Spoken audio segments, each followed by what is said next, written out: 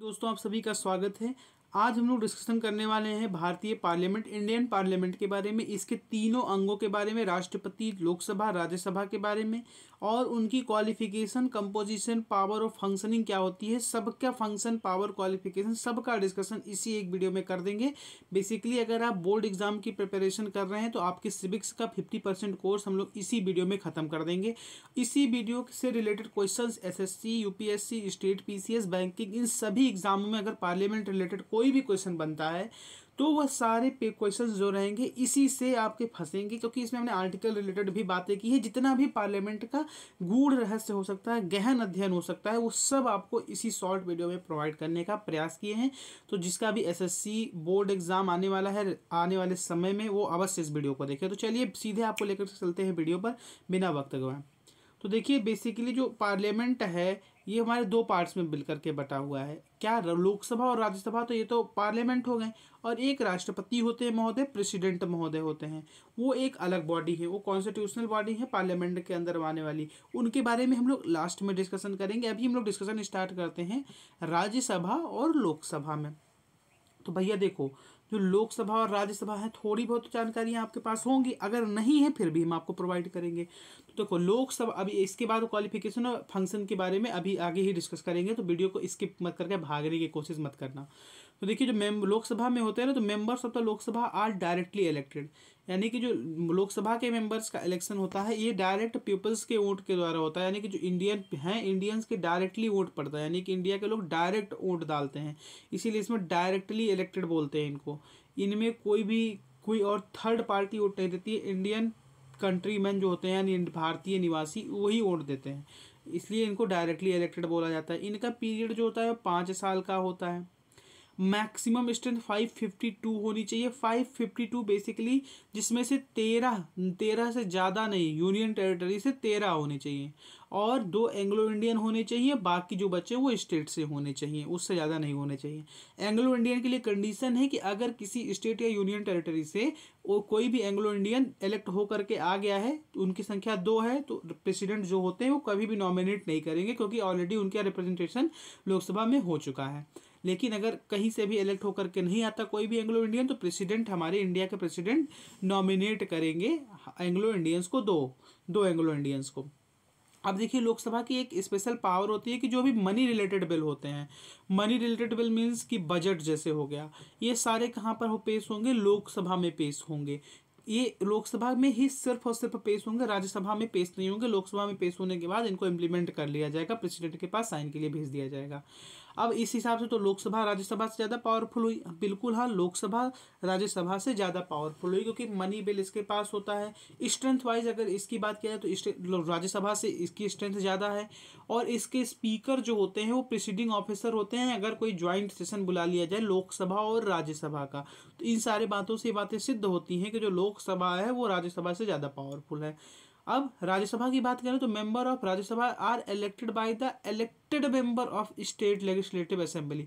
तो राज्यसभा के जो मेंबर्स का इलेक्शन होता है वो इनडायरेक्ट बेस से होता है। क्यों? क्योंकि इसमें पीपल्स ऑफ इंडिया नहीं देते हैं, इंडिया के लोग वोट नहीं देते हैं, बल्कि स्टेट काउंसिल के लोग वोट देते हैं, यानी स्टेट लेजिस्लेटिव असेंबली में जो ऑलरेडी एमएलए इलेक्ट होकर के गए हैं विधानसभा में, वो इसमें वोट देंगे।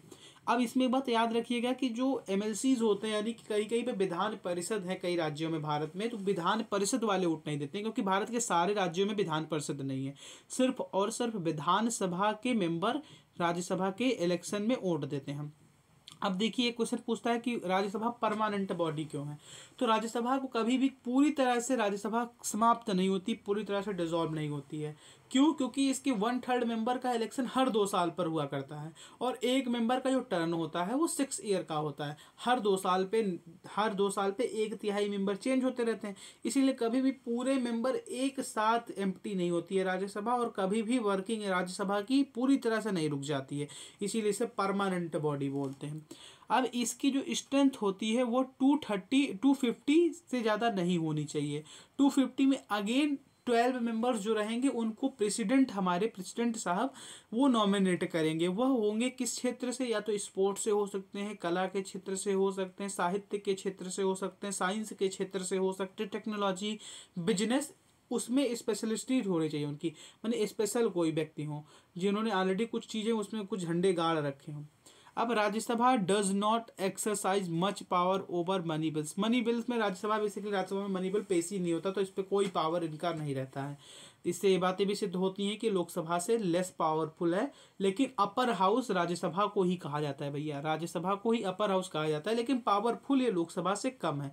कभी कभी गवर्नमेंट क्या करती है, लोकसभा और राज्यसभा का ज्वाइंट सेशन बुलाती है किसी बिल पर, तो उसमें आप कंपेरिजन कर लीजिए, यहाँ 552 वहाँ 250 मेंबर, तो यहाँ वाले अगर चाहें तो वहाँ वालों का आधा भी वैल्यू नहीं है। तो इसी सारी बातों से सिद्ध होता है जो Lok Sabha is more powerful than Rajya Sabha. अब चलिए इनके क्वालिफिकेशंस और उनके तरफ बढ़ते हैं। उससे पहले पावर्स का डिस्कशन हम लोग कर लेते हैं। इधर का छोटा छोटा कट रहा है लेकिन सारे शब्द ऑलरेडी उसमें ऐड हो चुके हैं। तो लोकसभा का पावर क्या होता है, तो जो यूनियन लिस्ट और कॉन्करेंट लिस्ट होती है इस पर बिल बनाने का पूरा अधिकार होता है लोकसभा का, और ये कैन इंट्रोड्यूस मनी बिल्स जो होते हैं और नॉन मनी बिल्स दोनों को इंट्रोड्यूस कर सकता है लोकसभा। वो मनी बिल और नॉन मनी बिल को डिसाइड कौन करेगा, वो हमारे लोकसभा के स्पीकर। कौन है लोकसभा के स्पीकर, कमेंट बॉक्स में कमेंट करिए। Approves proposal for taxation budgets and annual financial statement. तो अभी आपको बताएं मनी रिलेटेड जितने भी बिल रहेंगे काम रहेंगे वो लोकसभा करेगी। तो टैक्सेशन बजट ये सब मनी रिलेटेड काम ही है, एनुअल फाइनेंशियल स्टेटमेंट से सब फाइनेंस रिलेटेड मनी रिलेटेड काम है, तो ये सब लोकसभा करेगी। Control the executive by asking question, supplementary question, resolution motion and through no confidence motion. ये सब कौन, लोकसभा में ही रिजोल्यूशन मोशन लाया जाएगा। नो कॉन्फिडेंस मोशन अगर प्राइम मिनिस्टर के खिलाफ लाया जा रहा है तो वो लोकसभा में ही लाया जाएगा। एमिट्स द कॉन्स्टिट्यूशन, कॉन्स्टिट्यूशन की रक्षा करेगी। अब कॉन्स्टिट्यूशन में चेंजेस भी यही करेगी। अप्रूव्स द प्रोक्लेमिनेशन ऑफ इमरजेंसी, अगर कहीं नेशनल इमरजेंसी लग रही है, कोई भी स्टेट इमरजेंसी लग रही है, फाइनेंशियल इमरजेंसी लग रही है, इमरजेंसी के बारे में भी हम लोग डिटेल एनालिसिस करने वाले हैं, तो इसको अप्रूव कौन करेगी, हमारी लोकसभा। हमारा कौन करेगा, लोकसभा उस अप्रूव करेगी। उसके बाद प्रेसिडेंट हमारे जो हैं वो क्या करेंगे, अनाउंस कर देंगे emergency. elect the president and vice president and remove judges of the supreme court and high court। Lok Sabha president और वाइस प्रेसिडेंट दोनों के इलेक्शन में पार्टिसिपेट करते हैं लोकसभा के मेंबर्स, और जो सुप्रीम कोर्ट के जज और हाई कोर्ट के जज को रिमूव किया जाता है वो भी लोकसभा में उनके अगेंस्ट रेजोल्यूशन पेश करके उसे पास करा करके ही उन्हें हटाया जा सकता है। Establish committees and commission and considered there report. अब देखिए इस कमिटीज़ को बनाएगा, कमीशंस को बनाएगा, और उनके द्वारा जैसे मान लीजिए आपके डेवलपमेंट के रिलेटेड कोई प्लान्स है तो उसके लिए कोई कमेटी बनाया किसी जज के नेतृत्व में या किसी अदर व्यक्ति के नेतृत्व में, वो रिपोर्ट देगी कमेटी इनको रिपोर्ट सौंपेगी। उसके बाद ये उसका ड्राफ्ट बनाएंगे और उस ड्राफ्ट रिलेटेड बिल लोकसभा में पेश होगा, उसके बाद वो बिल आगे बढ़ेगा। तो ये सारे काम किसके होते हैं, लोकसभा के। तो बेसिकली इनका मेन पावर है कि ये मनी बिल को इंट्रोड्यूस करते हैं, budget, taxation, annual financial statement को इंट्रोड्यूस करते हैं, और ये क्या काम करते हैं, अगर प्राइम मिनिस्टर को हटाना है तो प्राइम मिनिस्टर के अगेंस्ट नो कॉन्फिडेंस मोशन सिर्फ और सिर्फ लोकसभा से पास करवाना होता है। सुप्रीम कोर्ट, हाई कोर्ट के जज को हटा सकते हैं और कमेटी बना सकते हैं, कमीशन बना सकते हैं। अगर कभी कोई बिल राज्यसभा में नहीं पास होता है तो उसके अगेंस्ट वो दोबारा लोकसभा में आएगा, और लोकसभा होती है उसके लिए कुछ 6 महीने के लिए उस बिल को कंपलसरी कर सकती है। 6 महीने के लिए आपके टर्नओवर को बढ़ा सकती है, 6 महीने के लिए उसको कंट्री पर लगा सकती है। राज्यसभा का पावर तो ये भैया, राज्यसभा जो है कि ये मनी बिल पर अप्रूव और इसके पेश ही नहीं होगा बेचारे में मनी बिल राज्यसभा में, लेकिन परमानेंट हाउस और अपर हाउस राज्यसभा को ही कहते हैं। तो कोई भी मनी बिल राज्यसभा में पेश नहीं होता है, लेकिन ये सजेशन दे सकता है कि ये हो सकता है, ये हो सकता है, और इसके पास मनी बिल रिलेटेड कोई काम नहीं होता है। अप्रूव कॉन्स्टिट्यूशनल अमेंडमेंट्स, इसको अप्रूव कॉन्स्टिट्यूशन में अगर कोई संशोधन होता है तो वो यहाँ पर जाएगा अप्रूवल के लिए, उसके बाद प्रेसिडेंट के पास जाएगा, first Lok Sabha then Rajya Sabha and then president. इसका तोड़ ये निकलता है कि इनका जॉइंट सेशन बुला करके एक साथ में पास करा लो, उधर के मेंबर ज़्यादा होने से। Participates in the election and removal of the president, vice president, जजेस of the supreme court and high court. अगर प्रेसिडेंट को हटाना है, वाइस प्रेसिडेंट को हटाना है, जज को हटाना है और हाई कोर्ट के जज को हटाना है, तो इन सब के लिए जो रिजोल्यूशन पेश होगा, प्रेसिडेंट वाइस प्रेसिडेंट इनकी बात किया है, प्राइम मिनिस्टर के लिए तो सिर्फ लोकसभा, लेकिन प्रेसिडेंट और वाइस प्रेसिडेंट के लिए जो पेश होगा वो राज्यसभा में पेश होगा। जजों को हटाने के लिए भी पूरा ज्वाइंट सेशन बुला करके उनके अगेंस्ट रेजोल्यूशन पेश करना पड़ेगा, नो कॉन्फिडेंस मोशन, उसके बाद उनको हटाया जाएगा। और इन सब इलेक्शंस में भी ये पार्टिसिपेट करता है, प्रेसिडेंट और वाइस प्रेसिडेंट के। Can give the union parliament power to make laws on the matter include in the state list. State list में जो भी मैटर्स होते हैं, बेसिकली 3 तरह की लिस्ट होती है, यूनियन लिस्ट, कॉन्करेंट लिस्ट और स्टेट लिस्ट। तो जो स्टेट लिस्ट में मैटर्स होते हैं उन पे यह स्टेट को एक तरीके से पावर दे सकता है, परमिशन दे सकता है कि आप इस पर लॉ बना सकते हैं। तो उम्मीद करते हैं हम पावर आपको बेहतरीन तरीके से डिलीवर करने में सक्सेसफुल रहे होंगे। तो चलिए नेक्स्ट स्लाइड पर बढ़ते हैं। नेक्स्ट स्लाइड में आपको वही छोटा सा ही बता दें कि स्पेशल पावर ऑफ लोकसभा, तो मनी बिल और फाइनेंशियल बिल लोकसभा में पेश होता है। In case of money bill the Rajya Sabha has only the right to make the recommendation and the Lok Sabha may or may not accept the recommendation. बताया भी आपको पिछले स्लाइड में कि राज्यसभा सिर्फ और सिर्फ सजेशन भेज सकती है, रिकमेंड कर सकती है कोई चीज़ों को, मानना या ना मानना टोटली लोकसभा पर डिपेंड करता है जब मनी बिल रिलेटेड बातें आती हैं। अब देखिए, अब आते हैं हम अपने प्रेसिडेंट महोदया पर। प्रेसिडेंट महोदया का नाम क्या है इस समय? तो इस समय प्रेसिडेंट महोदया हमारे देश के द्रौपदी मुर्मू जी हैं। इससे पहले रामनाथ कोविंद जी थे और सबसे पहले राजेंद्र बाबू प्रसाद जी थे। देखिए क्वालिफिकेशन क्या होता है प्रेसिडेंट के लिए, उससे पहले क्वालिफिकेशन थोड़ी सी हम डिस्कस करना चाहते हैं लोकसभा और राज्यसभा की क्वालिफिकेशंस के बारे में। शायद एक स्लाइड हमने इसीलिए छोड़ के रखा है। तो लोकसभा और राज्यसभा का क्वालिफिकेशन में बेसिकली एक ही डिफरेंस आता है भैया, उस डिफरेंस को आप लोग ध्यान से पढ़िएगा। जो लोकसभा का उम्र होता है वो शायद 25 ईयर्स होता है और राज्यसभा का उम्र 30 ईयर्स मिनिमम आपका होना चाहिए। यही बस बेसिक डिफरेंस है।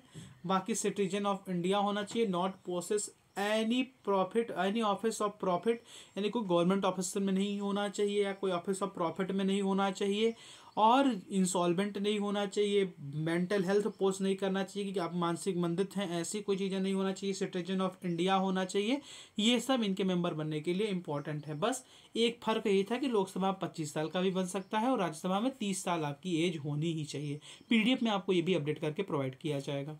तो चलिए हम सीधे वहीं पर आपको ले चलते हैं प्रेसिडेंट महोदय वाले पर। तो प्रेसिडेंट के लिए qualification again citizen of India होना चाहिए, भारत का नागरिक होना चाहिए और completed 35 years of age, 35 age हो जाना चाहिए उसका। राज्यसभा के लिए 30, लोकसभा के लिए 25, प्रेसिडेंट के लिए 35। Qualified for the election as a member of Lok Sabha, Lok Sabha के मेंबर के लिए जो क्वालिटीज़ होती है, जो रिक्वायरमेंट्स हैं, उनको यह क्वालिफाई करना चाहिए। Not hold any office of profit under the government of India, state government of any local authority, किसी भी प्रॉफिट के पद पर नहीं होना चाहिए, कोई गवर्नमेंट जॉब नहीं होनी चाहिए। Shall not be a member of either house of people or house of legislative of any state, ये होश नहीं है, हाउस है, यहाँ पर थोड़ी सी गलती हो गई है। तो किसी भी हाउस ऑफ पीपल यानी कि MLA, जो लोकसभा में विधानसभा होती हैं, राज्यों में विधानसभा विधान परिषद होती हैं, इनमें मेंबर नहीं होना चाहिए वो। चलिए नेक्स्ट स्लाइड पर बढ़ते हैं। तो क्वालिफिकेशन उम्मीद करते हैं कि आपको पूरी क्लियर हो गया होगा। PDF आपको हमारे टेलीग्राम चैनल पर प्रोवाइड कर दिया जाएगा, वहाँ से जाकर डाउनलोड कर सकते हैं। अगर बात करें, हमने आपसे वही बात किया था कि इमरजेंसी की हम लोग बात करेंगे, किस टाइप की इमरजेंसी होती है। तो भैया देखो, एक होती है नेशनल इमरजेंसी, एक होती है एक स्टेट इमरजेंसी और एक होती है फाइनेंशियल इमरजेंसी। अभी तक देखिए क्या कब कौन सी इमरजेंसी लगी है, इसके बारे में भी आपको इसी में भी आपको समझाते चलेंगे। तो अंडर द आर्टिकल 352, पहले तो आप समझ लीजिए नेशनल स्टेट फाइनेंशियल इमरजेंसी होती क्या है। नेशनल इमरजेंसी बेसिकली वो इमरजेंसी होती है जो पूरे देश पर एक साथ लगाई जाती है। उस दौरान हमारे देश का संपूर्ण शासन हमारे प्रेसिडेंट के हाथों चला जाता है और प्रेसिडेंट जो भी करना चाहते हैं प्राइम मिनिस्टर के स्वरूप में प्राइम मिनिस्टर को, ये नेशनल इमरजेंसी जो प्राइम मिनिस्टर के थ्रू भी काम होता है, लेकिन उस समय सारी काउंसिल ऑफ मिनिस्टर्स, लोकसभा, राज्यसभाएं, स्टेट की यानी कि राज्यों की विधानसभाएं, विधान परिषद सब सस्पेंड हो जाती हैं। उस समय सिर्फ एक अथॉरिटी रह जाती है नेशनल इमरजेंसी। जब हमारे देश की प्रधानमंत्री श्रीमती इंदिरा गांधी थी तो उस समय नेशनल इमरजेंसी उन्होंने देश पर डिक्लेयर किया था। तो नेशनल इमरजेंसी का लेटेस्ट एग्जांपल ये हो गया। सेकंड कंडीशन, कभी कभी ऐसा होता है कि कोई वॉर की कंडीशन बन रही है, तो उस कंडीशन में भी नेशनल इमरजेंसी लगाई जा सकती है।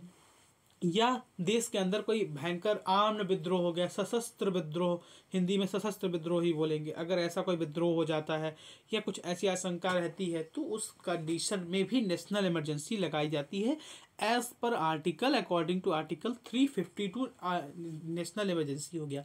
स्टेट इमरजेंसी क्या हो गया, सपोज कोई स्टेट अपने हिसाब से कुछ कार्य करता है, फालतू के कार्य करता है, जैसे कि कहीं पर जेनोसाइड जैसे कार्य हो रहे हैं, या कहीं पर कुछ अलग ही तरीके से किसी एक कम्युनिटी विशेष को प्रमोट किया जा रहा है, या किसी एक कार्य को किया जा रहा है जो कॉन्स्टिट्यूशन में हमारे फंडामेंटल राइट्स का उल्लंघन है, तो इस कंडीशन में central government prime minister, council of minister consult करेंगे प्रेसिडेंट के साथ, और बेसिकली उस स्टेट के गवर्नर भी उनको एक रिक्वेस्ट भेजेंगे कि सर यहाँ पर ऐसा ऐसा चल रहा है और आप यहाँ पर स्टेट इमरजेंसी लगाइए। और स्टेट इमरजेंसी लगाने के बाद तुरंत जैसे स्टेट इमरजेंसी प्रेसिडेंट अनाउंस करते हैं वैसे ही उसकी सारी पावर्स स्टेट की खत्म, स्टेट का विधानसभा, विधान परिषद है, सब खत्म हो जाता है। स्टेट इमरजेंसी का एक जीता जागता एग्जाम्पल आपको अगर हम बताएं तो स्टेट इमरजेंसी का एग्जाम्पल जब हमारे देश में राम मंदिर आंदोलन चला था, तो उस समय जब बाबरी मस्जिद को ध्वस्त किया गया था, तोड़ा गया था, तो उसके बाद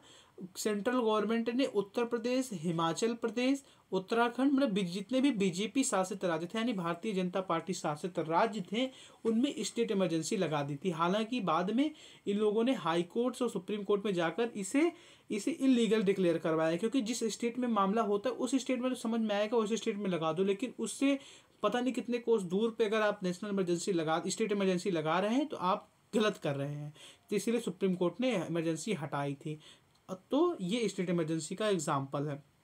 फाइनेंशियल इमरजेंसी, अगर कहीं पर की फाइनेंशियल स्टेबिलिटी, सपोज कोविड के टाइम में हमारे देश की इकोनॉमी एकदम से डूब जाती, डूबी नहीं, बच गई, बहुत बढ़िया तरीके से हम लोग लड़े, फाइट बैक किया और वापस भी आए, तो ऐसी कंडीशन में क्या कर सकता है प्रेसिडेंट, फाइनेंशियल इमरजेंसी का अनाउंसमेंट कर सकता है। तो इस national emergency under the article 352, state emergency under the article 356, financial emergency 360। Financial emergency basically country में ना लगे तो ही सही है। 1992 में लगने वाली थी लेकिन लगी नहीं थी। तो चलिए नेक्स्ट स्लाइड पर बढ़ते हैं। अब देखिए भैया, जो प्रेसिडेंट महोदय होते हैं ये इनके पास तो एक इमरजेंसी पावर हो गई, इमरजेंसी पावर होगी कि सारे इमरजेंसी का अनाउंसमेंट कर सकते हैं, और एक इनके पास लेजिस्लेटिव पावर होती है, to collect money, to coin, to make laws. Basically ये हमें लग रहा है कि declare a war, regulate commerce, इन सबको लॉज जो भी होते हैं ना, नियम जो भी बनेगा उसका अंतिम साइन किसका होगा, प्रेसिडेंट का होगा। लेकिन एक तय सीमा तक ही प्रेसिडेंट किसी लॉ को लटकाए रह सकते हैं। अगर प्रेसिडेंट एक बार वापस कर देते हैं तो लोकसभा विचार करेगी, लोकसभा का मन किया तो विचार करेगी, नहीं करेगी तो वापस भेज देगी, फिर वापस किए तो तीसरी बार अगर किसी भी सदन से चला जाता है कोई भी बिल पास होने के बाद प्रेसिडेंट के पास, तो प्रेसिडेंट को साइन करना ही करना पड़ता है। हालांकि कभी भी आज तक हमारे देश में कभी भी ऐसा समय नहीं आया है जिसमें प्रेसिडेंट का अपमान किया गया हो, या प्रेसिडेंट कोई अगर बिल वापस भेज रहे हैं तो उनमें बिना कोई सुधार किए वापस भेज दिया गया हो। यही हमारे देश की लोकतंत्र की खासियत है, किसी भी पार्टी की गवर्नमेंट रही हो, सब में इतना मान सम्मान हमारे देश के महामहिम को दिया जाता है। तो लॉज जो होंगे फाइनल इनका रहेगा। मिलिट्री को कैसे सपोर्ट, बेसिकली आर्म्ड फोर्सेस के हेड हमारे प्रेसिडेंट ही होते हैं। कभी भी आप देखेंगे प्राइम मिनिस्टर कहीं जा रहे हैं और प्रेसिडेंट कहीं जा रहे हैं, प्रेसिडेंट कहीं जाएंगे तो तीनों आर्म्ड फोर्सेस के कुछ ना कुछ लोग उनके साथ रहेंगे, कोई कमांडर लेवल का, अधिकारी लेवल के लोग, तीनों आर्म्ड फोर्सेस के, नेवी, आर्मी और एयरफोर्स तीनों के रहेंगे। और प्राइम मिनिस्टर के साथ ये चीज़ नहीं है कि उनके साथ तीनों आर्म फोर्सेस के लोग चलेंगे, ये सिर्फ और सिर्फ प्रेसिडेंट के पास है। क्यों? क्योंकि वो हमारी नेवी का हेड है, हमारी आर्मी का हेड है, हमारी वायुसेना का हेड है। अब सपोज किसी देश से सपोज कल ही हमारा युद्ध शुरू होने वाला हो, तो हम लोगों ने युद्ध की तैयारियां कर ली हो, हमने पीओके कब्जा करने का सोच लिया, पीओके वापस लेने का सोचा हो, और युद्ध का अनाउंसमेंट करना है, रात को प्राइम मिनिस्टर जी उठें और प्रेसिडेंट से कहें भैया देखो वॉर डिक्लेयर कर दो और एक नेशनल इमरजेंसी डिक्लेयर करो तुरंत कल का कल वॉर शुरू कर देते हैं। तो ये अधिकार किसके पास है?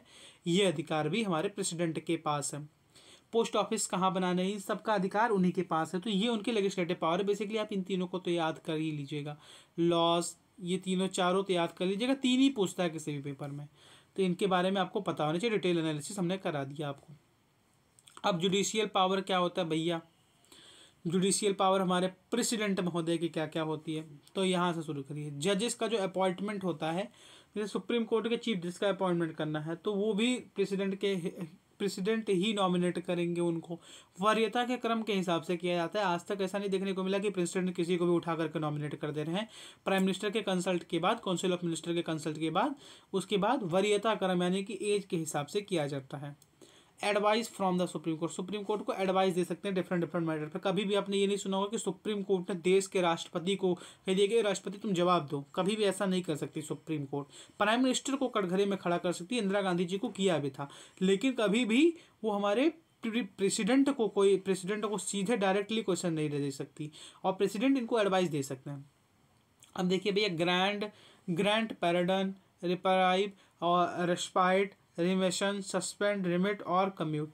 देखिए, अगर किसी को फांसी की सज़ा मिल चुकी है तो उसको उस सज़ा को कम करने का अधिकार भी सिर्फ और सिर्फ प्रेसिडेंट के पास है। आप लास्ट में एक पैराडन लेटर भेजेंगे उनके पास, अगर वो एक्सेप्ट करते हैं तो ठीक है, नहीं तो लटको फांसी पे, बुरा काम किए हो तो। इसका लेटेस्ट एग्जांपल अब 2008 मुंबई आतंकवादी हमले के बाद अफजल कसाब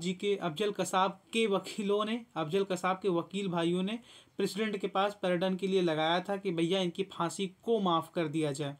तो प्रेसिडेंट ने कहा ये आतंकवादी है, और सच में आतंकवादियों को तो अगर माफ़ कर दिया गया रहता तो मैं अगेंस्ट होता प्रेसिडेंट के, मैं खुद अगेंस्ट रहता, क्योंकि जहाँ पर देश की बात रहे वहाँ पर आपको पॉलिटिकल व्यू और इन सारे व्यूज़ से पूरी तरीके से अलग रहना चाहिए।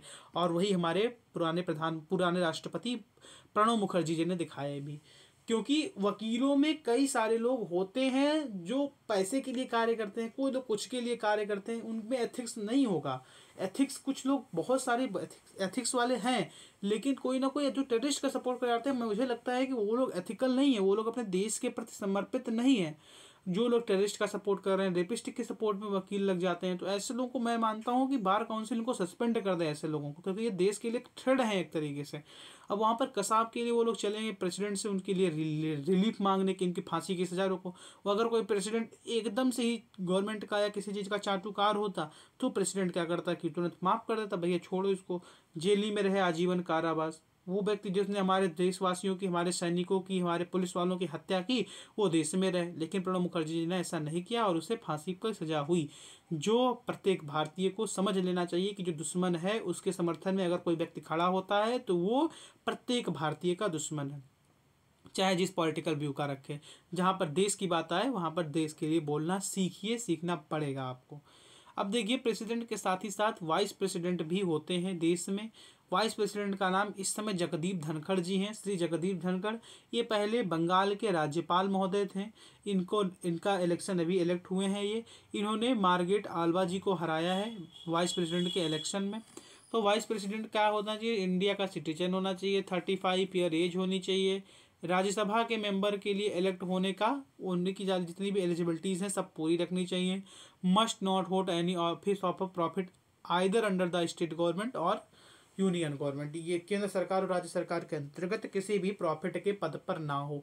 अब वहाँ पर आपने प्रेसिडेंट प्राइम मिनिस्टर में देखा था ना, वो प्रेसिडेंट वाले में कि लोकसभा का मेंबर बनने के लिए एलिजिबल है, और यहाँ पर आप देख रहे हैं कि यह राज्यसभा का मेंबर बनने के लिए एलिजिबल होना चाहिए, क्योंकि वाइस प्रेसिडेंट जो होता है बेसिकली, ये vice president is the head of Rajya Sabha. Rajya Sabha का प्रमुख होता है वाइस प्रेसिडेंट। राज्यसभा की जितनी भी प्रेसिडिंग्स होती हैं वो हमारे वाइस प्रेसिडेंट महोदय के ही अंतर्गत में होती हैं। अगर राज्यसभा में कोई चीज़, अगर कोई बिल पर डिस्कशन हो रहा है, उस पर वोटिंग के समय टाई हो जाता है, तो फाइनल वोट हमारे वाइस प्रेसिडेंट ही देंगे। और लोकसभा में ये कार्य लोकसभा स्पीकर करेगा, तो इनको राज्यसभा की तो एलिजिबिलिटीज को पार करना ही पड़ता है। और इनके इलेक्शन में वोट कौन देता है? सिर्फ और सिर्फ मेंबर ऑफ पार्लियामेंट्स देते हैं। कोई भी राज्यसभा स्टेट्स की एमएलएस नहीं वोट देंगे, सिर्फ और सिर्फ मेंबर ऑफ पार्लियामेंट्स यानी कि लोकसभा और राज्यसभा के मेंबर्स ही वोट देंगे। चलिए आगे बढ़ते हैं। यहीं पर एक पूरा चैप्टर ख़त्म होता है। हमने आपको पूरे शानदार वे से शांति से बताने का प्रयास किया कि क्या होता है हमारा पार्लियामेंट, लोकसभा, राज्यसभा और इनके पावर्स, क्वालिफिकेशंस, प्रेसिडेंट, इनके पावर, इनके क्वालिफिकेशन, और वाइस प्रेसिडेंट के बारे में भी डिस्कशन किया, नेशनल इमरजेंसी के बारे में भी डिस्कशन किया, और जितनी भी तथ्य अलग अलग होते हैं उन सब के बारे में हमने डिस्कशन किया। अगर किसी बातों से किसी को भी तनिक भी खेद लगा हो, बुरा लगा हो, क्योंकि भाई देखो, जहाँ पर देश की बात आएगी वहाँ पर मैं देश का समर्थन करूँगा, और वहाँ पर हम आपसे भी उम्मीद करते हैं कि आपका कोई भी पॉलिटिकल व्यू हो, पॉलिटिकल व्यू को तोड़कर अपने देश के समर्थन में रहा करें।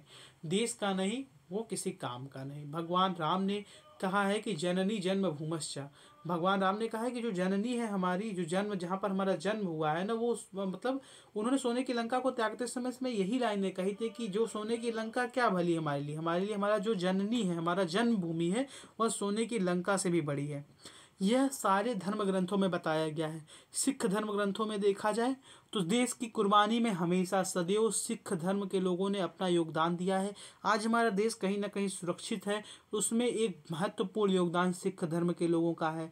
अगर आप इसी हिसाब से हमारे इस्लाम कम्युनिटी में चले जाएं तो उनके भी कुरान में लिखा है कि जहाँ पर आप पैदा हुए, जहाँ पर आपने जन्म लिया, वह आपकी मातृभूमि है और इसके लिए अगर आपको सर भी कटाना पड़े तो कटाइए। इसी प्रकार अलग अलग कम्युनिटी के बुकों में भी लिखा है कि जहाँ पर आपका देश है वही आप हैं, और देश की रक्षा के लिए अगर आपको अपने व्यूज़ से अलग होना पड़े तो होना पड़ेगा। आप इसमें कोई पॉलिटिकल व्यू आप ठोपे रखे हैं मस्तिष्क में तो ठोपे रहिए भैया, ऐसे लोगों से मेरा कोई वास्ता नहीं है। लेकिन जहाँ पर मेरे देश की बात होगी वहाँ पर मैं देश का समर्थन करूँगा, जो देश का विरोध करेगा उनका मैं हमेशा विरोध करूँगा, और समर्थन वाली चीज़ों पर मैं समर्थन करूँगा जो देश का समर्थन करेंगे। अदरवाइज़ कोई भी मेरे वीडियो को यथा तथा ना लिया करे और ना लेता रहे। मैं जो सत्य होगा मैं वही सबके सामने प्रदर्शित करूंगा। जय हिंद, जय भारत, भारत माता की जय। अपना बहुत ख्याल रखिए, हंसते रहिए, मुस्कुराते रहिए, देखते रहिए सिग्नेचर एजुकेशन वाला।